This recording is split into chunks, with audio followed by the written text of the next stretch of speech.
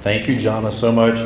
Jonna, we really appreciate all your leadership you do. She does so many conferences for us, and we really appreciate West Texas National Bank lending you out to do the things we do. So I was part of this group back, gosh, when I was in college, 15 years ago? Is that kind of a...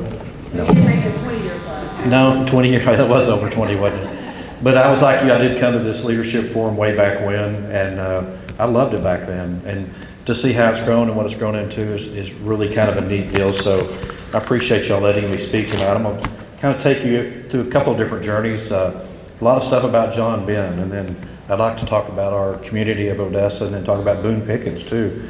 I think there's some really neat stuff that all of these people have in common as far as leadership goes.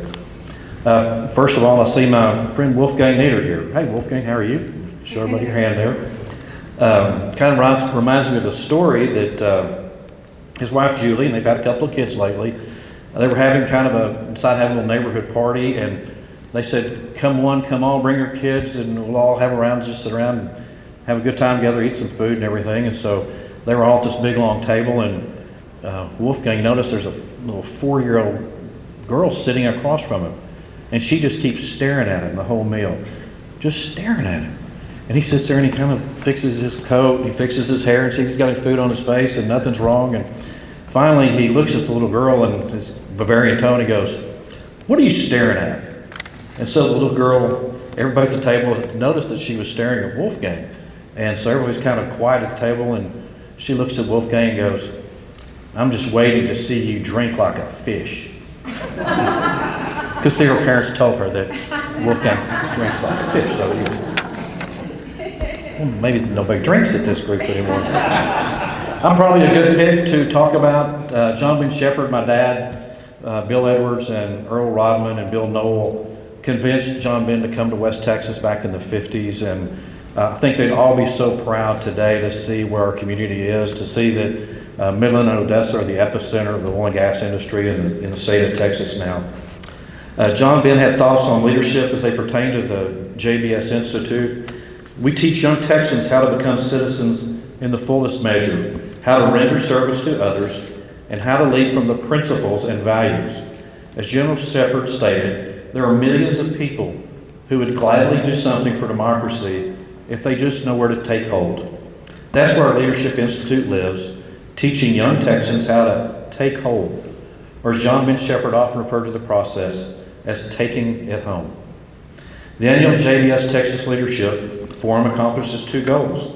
One, to provide a unique and powerful way to establish Texas leaders with young, aspiring leaders for the purpose of leadership, education, mentoring, coaching, and addressing the topmost state challenges in support of the Texas legislature. And 2, recognize selected outstanding Texas leaders in various categories, including induction into the Texas Hall of Fame, Leadership Hall of Fame, which will happen tomorrow night. Bob Brescia wrote in his book titled The Americanism of John Ben Shepherd that John Ben was a fierce proponent of Americanism. He stated that Americanism can be defined as, number 1, an ideology, a worldwide view or conviction giving special importance to our nation within the world of nations.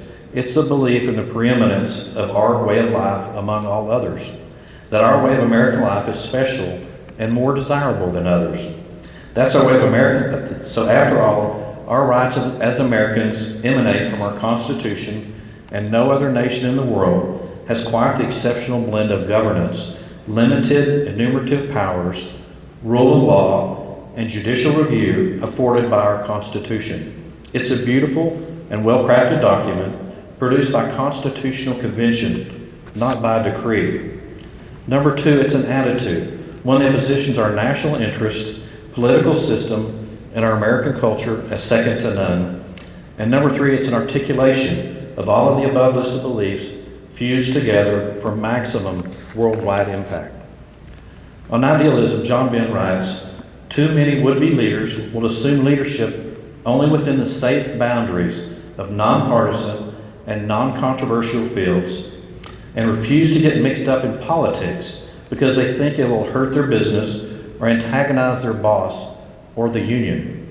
Show me a man with no identifiable stand on a clear-cut issue, and I'll show you a man with no identifiable character, patriotism, or value to his community. We need men and women who will speak out for private enterprise. A silent voice in the ranks of business is a shout for socialism, or worse, and a negative businessman is almost as bad as a positive communist.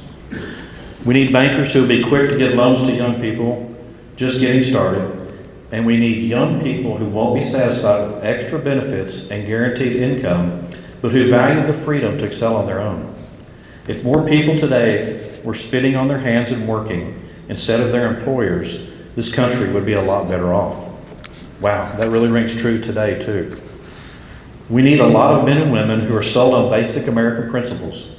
We need men and women who won't sacrifice a dot or a dash in the Constitution to get a dollar sign on their personal ledger, who can take the ups and downs of life without becoming so concerned with the left or the right that they forget the above and the below. We need men and women who'd rather be right than rich, who'd rather be fair than be famous, who'd rather be honest than be exalted, who'd rather be good than be clever, who'd rather be free than be secure, and who'd rather die on their feet than see their fellow citizens living on their knees. Are these old truisms too dreamy and idealistic? Will they work? In 1957. He wrote that in 1957, and it still sounds like today, doesn't it?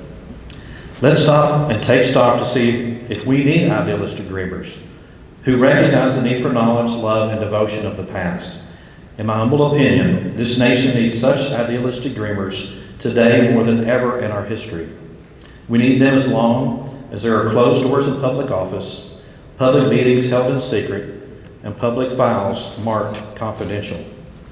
We need them as long as there are antiquated, harmful laws in the statute books, remaining there only because they suit somebody's political or financial convenience, and as long as there are loopholes in the law left there by lawyer legislators for the benefits of their private practice.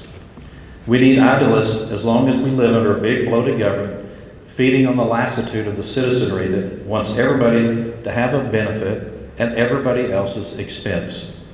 We need them as long as this nation is trying to live high on money borrowed from our children's unborn children.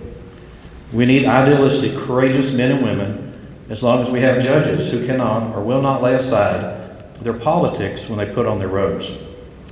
What has happened to idealism in our times, being lost these days because of craziness like impeachment, inquiries, and yes, even shootings on a local scale? We need positive leadership, positive people who believe in each other, government, and civics. That's the JBS essence. Remember that John Ben was a realist and believed in inclusion as an American value. He formed teams of Democrats and Republicans. The important thing was to get the job done. This is so different than what we have today for people who act purely from political ideology and self-interest. We now, even today in Texas, have groups that pride themselves on tearing up and tearing down those in their own political party with mean, negative, false, and hurtful advertising. All in the name of being very rich, which they are, and thinking what they know is the only way to do things. No compromise, only scorched earth policies, and the wrath of negative ads if you don't believe in their ways. What a sad sign our times right now when this is happening here in Texas. Right now I want to reflect on things that happened August 31st, almost 5 weeks ago, tomorrow, at 3:17 p.m. on August 31st, Labor Day weekend. A guy got pulled over on Interstate 20 outside of Midland, and two DPS officers stopped him. And for some reason, the guy had a semi-automatic weapon in his car and started firing at those officers. And so he took off. He wounded one of the officers there, so they couldn't chase him. He heads west, and he turns on Loop 338, which is the road that UTPB's on. He turns up the road there, and he comes by the east side of UTPB, and then he turns west on the north side of UTPB, just going by our campus there. And we have 400 student athletes that are out working out, trying to get in their best condition for games coming up and things like that. Well, this guy goes down right in front of UTPB on 42nd Street, and he pulls over and he shoots a friend of mine's 17-month-old baby in the car behind him, just because they were at the red light with him. And then he continues on. He goes by Odessa Permian. There's a good Mojo quote for you there. And he goes into some neighborhoods and he finds a postal worker there. He kills her, takes her postal van. And so now the people think that there's different snipers running around. And he continues shooting and killing people as he's going through our neighborhoods. And at 4:17 p.m., a Midland police officer and an Odessa police officer stopped him finally and killed him. But what came out of that? I mean, one of the most impressive things is UTPB. We have these 400 student athletes, and the UT system, which I'm very proud to be part of, at UT Permian Basin is part of our UT system. They teach this stuff. They teach active shooter drills. And who in the world ever thinks you're going to have that? If you're going to dorm on campus, and I don't know if we have any student athletes here from UTPB, but by 4:17 p.m., our coaches had contacted every single one of their student athletes, and every one of them had replied back that they were okay. And since then, we had the vigil on campus. It was really cool how UTP Permian Basin became an intricate part of this thing. And then the FBI set up shop on us, had probably 200 or 300 FBI agents there. And since then, I'll be proud to say that we've raised almost $1 million from Midland and Odessa, and from very many other places too. But to ensure that whoever was injured or killed in this incident, we had 7 people killed, 25 injured, that nobody will pay a funeral cost and nobody will have a medical bill. So I think we're really proud of our community, how we stood up. And again, it's leadership. If UT system wouldn't have had the ability to do that and teach this, and our police officers, if they hadn't had that training, I'm so proud of our community with what we did. So round of applause to you, Sandy, for what y'all did.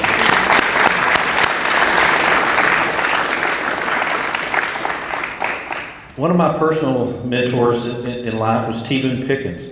I started liking Boone from a very young age because he was always so brutally honest. And I hope some of y'all got to see him on CNBC or hear him speak sometime, because he was always somebody that he would tell it like it is. He didn't candy coat things. He wasn't part of a public company, so he had to make sure every word is exactly right to say stuff. So that's why I always enjoyed him. That's why I always took favor with him, because he always said it like it was. He was very well educated, and he just really became somebody that I really looked up to. Boone left us, I guess a lot of you know, probably about 3 weeks ago he passed away. But he left a final message to his millions of Twitter and social media followers, and I wanted to give you a few highlights from that. And I encourage everybody here, if you can, go get on your LinkedIn or what are some of those other things that y'all are on, Mackenzie, all the time? So, by the way, Bob, Mackenzie needs 2 months of insurance before her job starts out, so I appreciate you getting that for her tonight too. But if you go back and listen to it, it's, as I would say, it's vintage Boone Pickens. He wrote, "If you are reading this, I have passed on from the world. Not as big a deal for you as it was for me. In my final months, I came to the sad reality that life really did have a fourth quarter, and the clock would eventually run out on me. I took some time to convey the thoughts and reflect back on my rich and full life. One question I was asked time and time again: what is it that you will leave behind?" That's at the heart of one of my favorite poems, Indispensable Man, which Saxon White Kessinger wrote in 1959. It's amazing all this stuff that happened back in the 50s. And here are a few stanzas that get to the heart of the matter. Sometimes when you feel that your going would leave an unfillable hole, just follow these simple instructions and see how they humble your soul.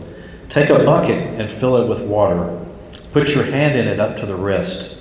Pull it out, and the hole that's remaining is a measure of how you'll be missed. You can splash all you wish when you enter. You may stir up the water galore, but stop and you'll find that in no time it looks quite the same as before. So you be the judge of how long the bucket remembers me." Boone continues, "Fortunately, I found the young have a thirst for my messages.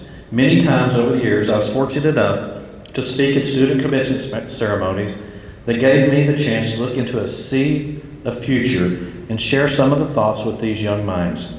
If I had to single out one piece of advice that guided me through life, most likely it would be from my grandmother, Nellie Mullinson. She always made a point of making sure I understood that on the road to success, there's no point in blaming others when you fail. Here's how she put it. Sonny, I don't care who you are, someday you're going to have to sit on your own bottom. And after more than a half century in the energy business, her advice has proven itself to be spot on time and time again. My failures, I never had any doubt whom they could be traced back to, and my successes, well, it's likely the same guy. Never forget where you came from. I was fortunate to receive the right kind of direction, leadership, and work ethic, first in Holdenville, then as a teen in Amarillo, and then at Oklahoma State University. I honored the values my family instilled in me, and was honored many times over by the success they allowed me to achieve. I also long practiced what my mother preached to me throughout her life: be generous. Those values came into play throughout my career, but especially so as my philanthropic giving exceeded my substantial net worth in recent years. Boone left us with the following thought I will share with you now. My wealth was built through some key principles, including a good work ethic is critical. Don't think competition is bad, but play by the rules. I love to compete and win, but I never wanted the other guy to do badly. I just wanted to do a little bit better than he did. Learn to analyze well, assess the risks and the prospective rewards, and keep it simple. Be willing to make decisions. That's the most important quality in a good leader. Avoid the ready, aim syndrome. You have to be willing to fire. Learn from mistakes. That's not a cliche. I sure made my share. And remember the doors that smashed your fingers the first time, and be more careful the next trip through. Be humble.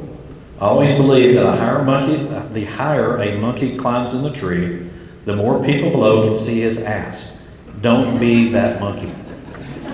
Don't look to government to solve problems. The strength of this country is in its people. And embrace change. Although older people are generally threatened by change, young people love me because I embrace change rather than running from it. Change creates opportunity. Have faith, both in spiritual matters and in humanity, and in yourself. That faith will see you through the dark times we all must navigate. Boone left an undying love for America and the hope it presents for all. He left a passion for entrepreneurship and the promise it sustains. He left the belief that future generations can and will do better than his own. Thank you, Boone. You will be missed. And I want to end tonight with one of Jonathan Shepard's regular speech closings. The greatest fault of the American people is our materialism and lack of real concern for good government. Half of us are trying to buy the good things of life with money, and the other half are trying to vote them into existence. But who can open a safety deposit box and file away a beautiful West Texas sunset? Who can lay gold on the counter and buy the look of trust and innocence in a child's eyes? Can anybody dig into his pocketbook and buy a good conscience or a lifetime of proud accomplishments? No man can trade hard cash for the companionship of a true friend, nor purchase at any price the love and devotion of a good woman. Because freedom is old, not young, yet it is born anew in the first cry of a free man's son. It is not a living thing, yet it dies if we do not love it. It is not weak, yet it must be defended. It is light, yet it weighs heavy on him who is without it. It is without price, yet it dearly costs the one who sells it. It is not small but great, yet once lost, it is never, never found again. Yes, to be born free is an accident. To live free is a responsibility, but to die free is an obligation. And I want to thank y'all so much for allowing me to be here tonight. Thank you.